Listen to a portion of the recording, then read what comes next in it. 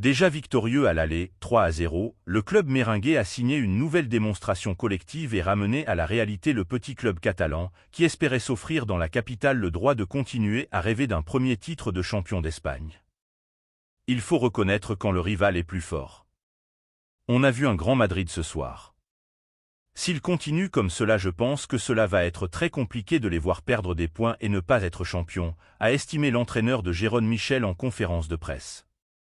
C'est une défaite d'apprentissage qui nous remet à notre place. Notre niveau n'est pas celui du Real Madrid, il nous reste encore 1 ou 2 crans à franchir pour être à ce niveau, a-t-il ajouté. Relégué à 5 longueurs de son adversaire du soir après cette deuxième défaite de la saison, son équipe, deuxième, 56 points, devra désormais réaliser un sans faute et espérer des faux pas du Real, pour éventuellement devenir le premier club à dérober la couronne aux 3 grands d'Espagne, Real, Barça, Atlético, depuis Valence il y a 20 ans. Les supporters catalans, venus en nombre dans la capitale pour ce que la presse espagnole considérait déjà comme la finale du championnat, ont été douchés d'entrée par une superbe frappe enroulée de Vinicius Junior des 20 mètres, 6e, 1-0. Totalement étouffés et surclassés dans les duels, les joueurs de Gérone se sont cassés les dents sur une défense madrilène inédite avec Tchouaméni et Carvajal dans l'axe, en l'absence des 4 centraux de métier, Militao, Alaba, Nacho et Rudiger.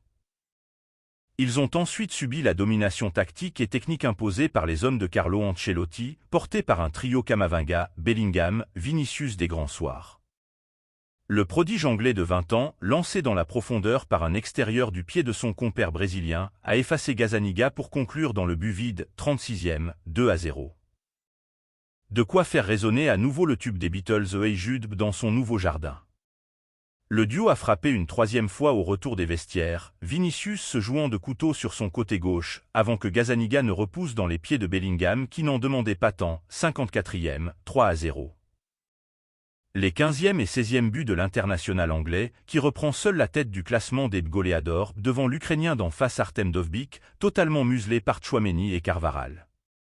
Touché à la cheville gauche en première période, Bellingham a cédé sa place dans la foulée à Brahim Diaz, s'empressant d'entourer son pied avec de la glace après une ovation du Bernabéu.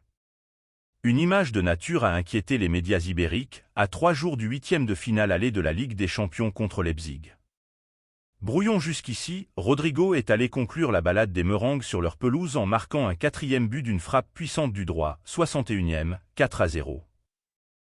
Son remplaçant Joselu a manqué la balle de Humanita, signe d'humiliation ultime en Espagne, en manquant son pénalty à la 90e minute. Battu par son voisin d'Osasuna, 1-0, plus tôt dans l'après-midi, la Real Sociedad a elle enchaîné un 4e match sans victoire et sans aucun but marqué, toute compétition confondue.